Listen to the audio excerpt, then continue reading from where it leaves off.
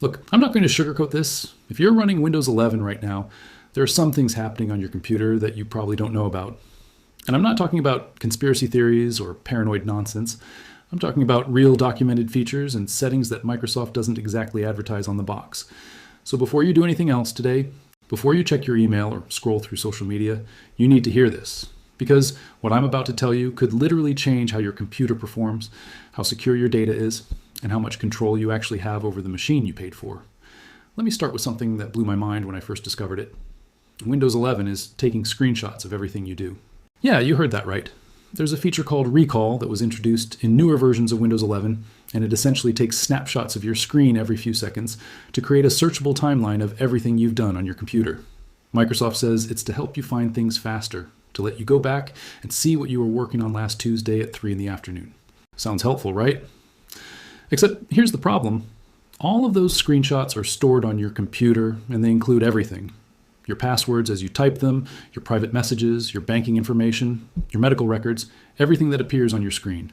Now, Microsoft claims this data stays local on your device and is encrypted, but do you really want that kind of comprehensive record of your digital life sitting there? The feature can be disabled, and honestly, most people should probably disable it immediately unless they have a very specific reason to keep it on. But that's just the beginning. Windows 11 has something called Telemetry, and it's way more invasive than most people realize. Every time you click something, every time you open an app, every search you perform, every website you visit through Edge, all of that information can be sent back to Microsoft. Now they say it's for improving the user experience, for fixing bugs, for making Windows better, and sure, some of that is probably true. But the amount of data being collected is staggering. And here's the kicker, you can't turn it off completely. Microsoft requires what they call basic diagnostic data to be sent at minimum. You used to be able to completely disable telemetry in Windows 7 and 8, but those days are gone. The best you can do now is minimize it, reduce it to the absolute bare minimum that Microsoft forces you to send. And let's talk about your start menu for a second. You know those app suggestions you see when you open it? Those little recommendations for apps you might want to download? Yeah, those are ads. Microsoft is literally putting advertisements in your operating system. You paid for Windows, either directly or as part of the cost of your computer, and they're still showing you ads. Not just in the Start menu either. You'll see them in the Settings app, in File Explorer, in the lock screen, all over the place. And the really frustrating part is that these ads are based on your personal data, on your usage patterns, on your browsing history. Microsoft is tracking what you do, and then using that information to try to sell you stuff. That should make you at least a little bit uncomfortable. Now, I want to talk about something that affects your computer's performance in a major way, and most people have no idea it's even happening. Windows 11 has this thing called sysmain, which used to be called superfetch in older versions of Windows. The idea behind it is that Windows tries to predict what apps you're going to use based on your patterns, and it preloads them into memory so they open faster when you actually launch them. Sounds smart, right? Except on many systems, especially those with slower hard drives or limited RAM, sysmain causes more problems than it solves. It constantly reads from your disk, thrashing your hard drive, slowing everything down, making your computer feel sluggish, even when you're not actually doing anything.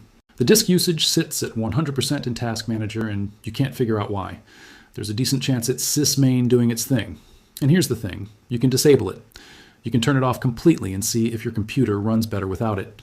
For a lot of people, especially those with older hardware or traditional spinning hard drives instead of SSDs, disabling sysmain makes a huge difference. Windows Update in Windows 11 is another area where Microsoft has taken away your control. You cannot disable Windows Update anymore. You can pause it for a few weeks. You can set active hours so it doesn't restart in the middle of your workday, but you cannot turn it off. Microsoft will force updates on you eventually, whether you like it or not. And while automatic security updates are generally a good thing, there's a problem. Sometimes these updates break things. Sometimes they cause compatibility issues with your software or hardware. Sometimes they introduce new bugs. And when that happens, you're kind of stuck. You can roll back an update after it installs, but by then the damage might be done. You might have already lost work, already dealt with crashes, already spent hours troubleshooting.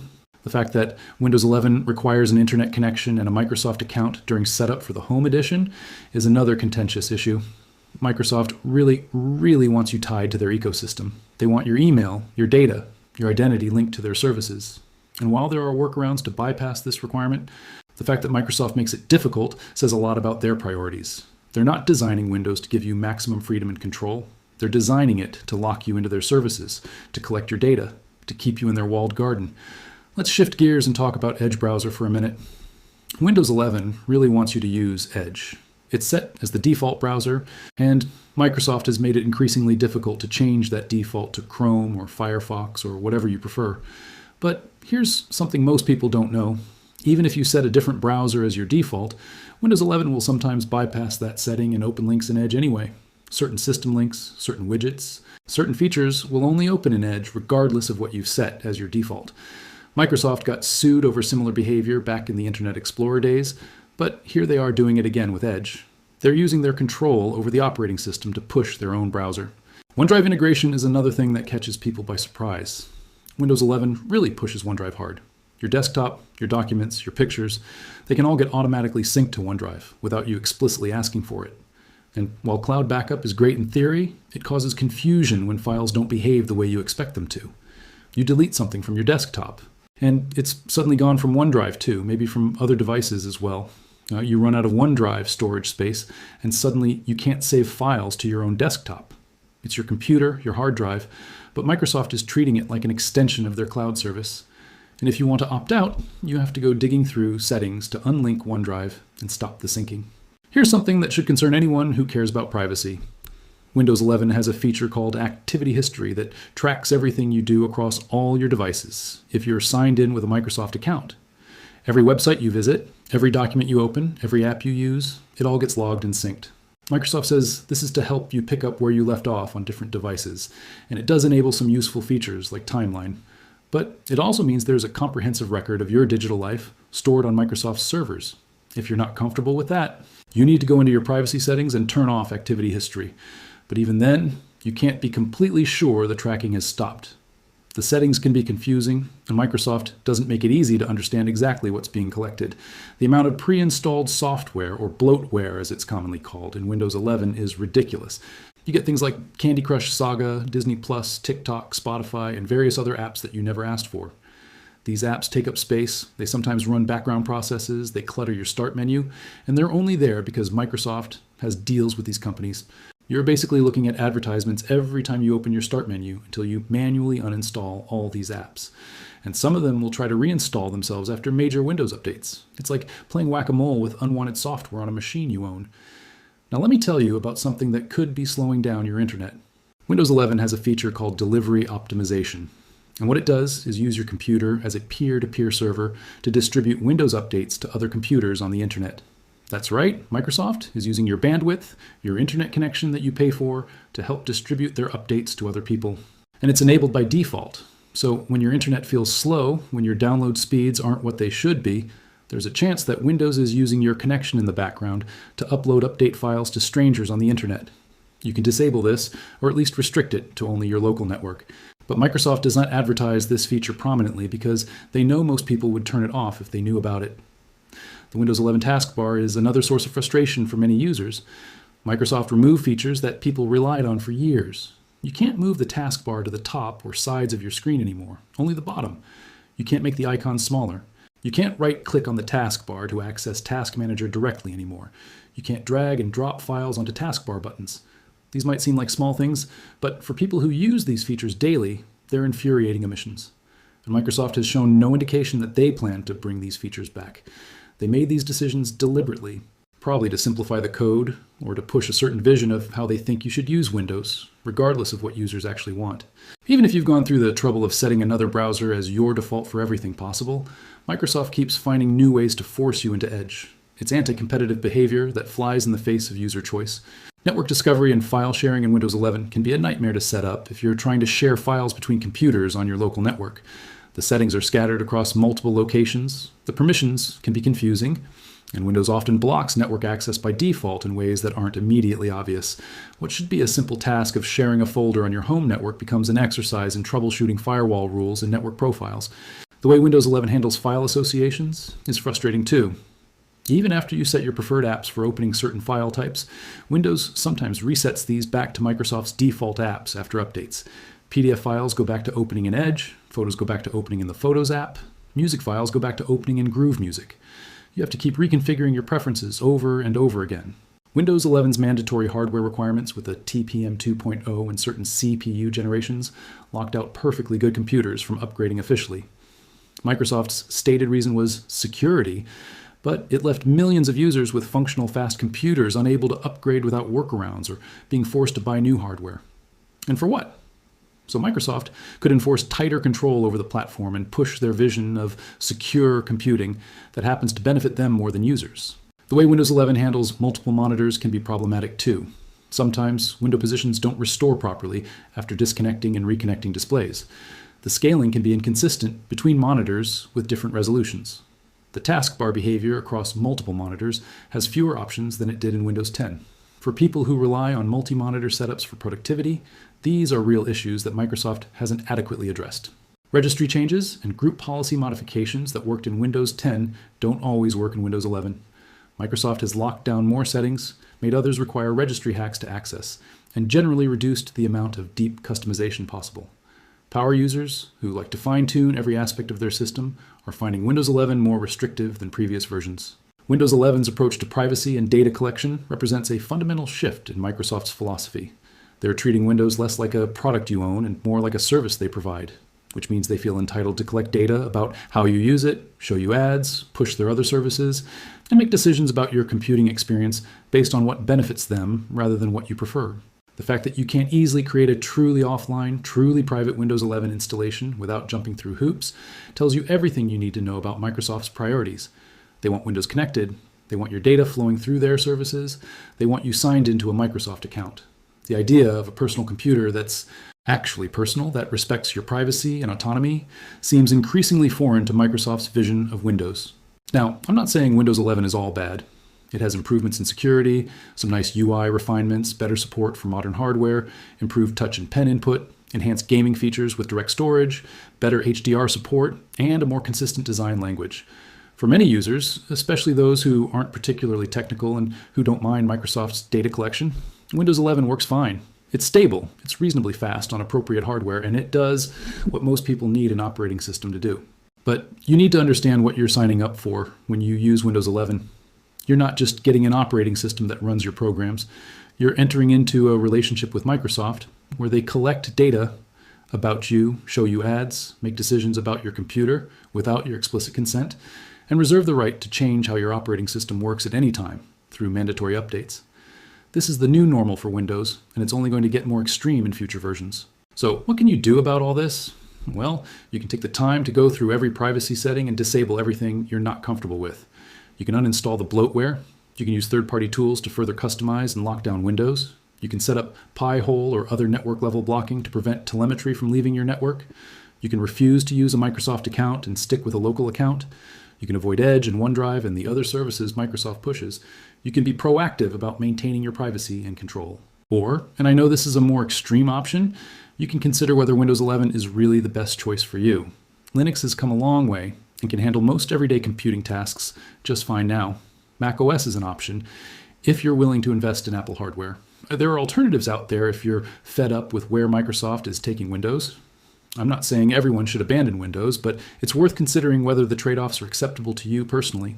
The bottom line is this: Windows 11 is Microsoft's operating system, and they're running it according to their interests, not necessarily yours.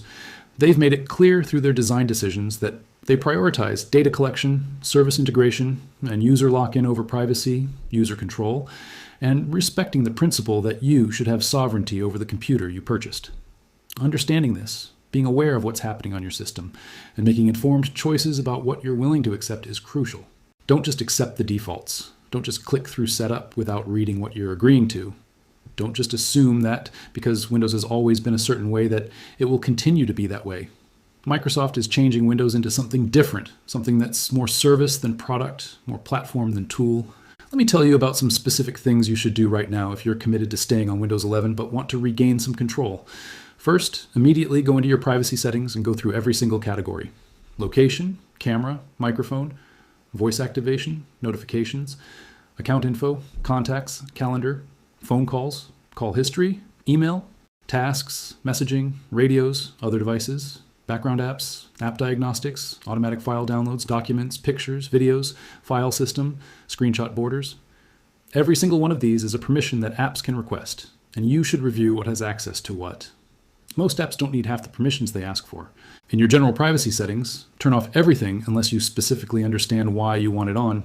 Let apps use advertising ID? No. Let websites show me locally relevant content by accessing my language list? No. Let Windows improve start and search results by tracking app launches? No. Show me suggested content in the Settings app? Absolutely not. These are all just ways for Microsoft and app developers to track you and show you targeted content. Your diagnostic data settings are crucial. Go to Diagnostic and Feedback and make sure you're only sending required diagnostic data, not optional. Optional diagnostic data can include the websites you visit, how you use apps and features, and even the files you open. That's an insane amount of information to be sending to Microsoft. And even required diagnostic data includes information about your device, its settings, capabilities, and performance. You can't turn it off completely, but you can minimize it. Also, turn off tailored experiences. Microsoft uses your diagnostic data to give you personalized tips, ads, and recommendations, and there's no good reason to allow that. Delete your diagnostic data if you want a fresh start. There's an option to delete diagnostic data that Microsoft has already collected about your device. It doesn't delete everything, especially data that's been processed or aggregated, but it's better than nothing. Do this periodically if you're concerned about what Microsoft knows about your usage patterns. Turn off activity history completely. This feature sends information about your browsing history and how you use apps and services to Microsoft. Even if you're not syncing across devices, even if you're not using Timeline, activity history might still be collecting data. Go to Privacy and Security, Activity History, and uncheck everything. Clear the history that's already been collected too. Now let's talk about the services running on your system. Windows 11 has dozens of services running in the background, many of which you don't need. Press Windows, key plus R, type Services, MSC, and hit Enter. You'll see a list of every service Windows runs. Some of these are critical and shouldn't be touched, but others are completely optional. Things like Xbox services if you don't game, tablet PC services if you don't have a touchscreen, print spooler if you don't have a printer, remote desktop services if you never use remote access. You can disable services you don't need by double-clicking them, setting startup type to disabled, and clicking stop. Be careful though, disabling the wrong service can cause problems. Research each service before you disable it. Sysmain is one service that many people benefit from disabling. It preloads programs into memory based on your usage patterns, which sounds helpful, but often causes high disk usage on systems with slower storage. If your disk usage is constantly high for no apparent reason, try disabling Sysmain and see if it helps. Some people swear by it, others find their system runs much better without it. Windows Search is another service that can be problematic. It indexes your files so you can find them quickly, but the indexing process itself uses significant resources. If you don't use Windows Search much, or if you're willing to have slower search results in exchange for better system performance, you can disable the Windows Search service entirely. Just be aware that the Start menu search will be much slower without it. Prefetch and superfetch data can be cleared to potentially improve performance. These are files Windows creates to speed up program loading, but they can accumulate and become counterproductive. Navigate to C:\\windows\prefetch and delete the contents of that folder. You need administrator permissions, and Windows will recreate the files you actually need, but it can help if your system has been running sluggishly. The temp folder is another place where junk accumulates. Windows and various programs create temporary files that are supposed to be deleted automatically, but often aren't. Press Windows key plus R, type %temp%, and hit Enter. You'll see your temporary files folder. You can safely delete everything in there, though some files might be locked if they're currently in use by running programs. This can free up gigabytes of space and potentially improve performance. Disk fragmentation isn't as big a deal on modern systems with SSDs, but if you still have a traditional hard drive, defragmenting it can improve performance. Windows 11 is supposed to defragment automatically on a schedule, but you can check by searching for defragment and opening the Defragment and Optimize Drives tool. Make sure it's set to run automatically, or run it manually if it hasn't run recently. Never defragment an SSD though. It doesn't help and can reduce the drive's lifespan. Your page file settings might need adjustment. Windows uses part of your hard drive as virtual memory when your RAM is full. By default, Windows manages this automatically, but on systems with limited RAM, you might get better performance by setting a custom page file size. This is advanced stuff, and you can mess things up if you don't know what you're doing. But if your computer is constantly running out of memory and swapping to disk, it's worth researching how to optimize your page file. Visual effects consume resources. Windows 11 is designed to look pretty with smooth animations, shadows, transparency effects, and more. But all of that requires processing power. If your system is older or less powerful, you can gain performance by reducing visual effects. Search for performance. Click adjust the appearance and performance of Windows, and choose Adjust for Best Performance. This turns off all visual effects and makes Windows look very plain, but it can make a noticeable difference on slower systems. You can also selectively enable certain effects you really want while disabling others. Fast Startup is a feature that is supposed to make Windows boot faster by hibernating the kernel session instead of fully shutting down. It can help boot times, but it can also cause problems with driver updates, Windows updates, and dual boot configurations. If you're experiencing weird issues after shutting down and restarting, try disabling Fast Startup. Go to Power Options, choose what the power buttons do, change settings that are currently unavailable, and uncheck Turn on Fast Startup. Windows 11 has different power plans that affect performance and battery life. The balanced plan is fine for most users, but if you want maximum performance and don't care about power consumption, you can switch to high performance. Conversely, if you're on battery power and want maximum battery life, Power Saver mode helps. But here's something most people don't know. There's an ultimate performance power plan that's hidden by default. You can enable it through the command prompt with administrator privileges. Whether it actually helps depends on your hardware, but for some users, it makes a difference. Check what's connecting to the internet from your computer. Windows firewall logs can show you every connection attempt, which programs are trying to communicate over the network, and whether anything suspicious is going on. You can use tools like Wireshark to see exactly what data is leaving your computer, though interpreting the results requires some technical knowledge. At the very least, be aware that Windows 11 is constantly communicating with Microsoft servers, downloading updates, sending telemetry, checking licenses, and doing other things in the background. DNS settings matter more than you might think. By default, your DNS requests go through your internet service provider, which means they can see every website you visit. You can change your DNS to use more privacy-focused providers, like Cloudflare's 1.1.1.1 or Google has 8.8.8.8. In Windows 11, you can configure DNS over HTTPS, which encrypts your DNS queries so not even your ISP can see them. Go to Network and Internet Settings, click on your connection properties, and configure DNS settings there. Your webcam and microphone should be covered or disconnected when not in use if you're concerned about privacy. Windows 11 now shows an indicator when your camera or microphone is active, which is helpful. But malware could theoretically bypass this.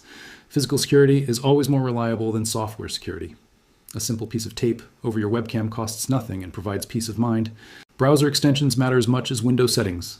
If you're concerned about privacy and tracking, use extensions like uBlock Origin to block ads and trackers, Privacy Badger to prevent cross-site tracking, and HTTPS everywhere to force encrypted connections. And Windows 11's privacy settings only control what Windows does, not what happens in your browser, so you need to secure both separately. Email security is another consideration. If you're using the built-in Mail app with a Microsoft account, Microsoft has access to your email content for targeted advertising and other purposes. Using a third-party email client or accessing email through a browser gives you more control, though it's still ultimately dependent on your email provider's privacy policies. File encryption should be considered if you have sensitive data. Windows 11 Pro and higher include BitLocker Drive encryption, which protects your data if your computer is stolen or lost. For most people, this is overkill, but if you work with confidential information, it's worth enabling. Just make absolutely sure you save your recovery key somewhere safe. Because if you forget your password and lose your recovery key, your data is gone forever. Cloud backup is important, but you need to be careful about which service you use and what you're uploading. OneDrive is convenient, but gives Microsoft access to your files. Other services like Dropbox, Google Drive, or end-to-end encrypted options like SpiderOak might be better choices, depending on your privacy priorities.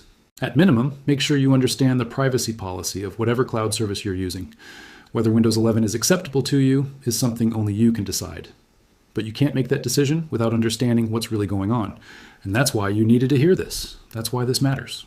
Because your computer is one of your most important and personal tools, and you deserve to understand how it really works and who's really in control.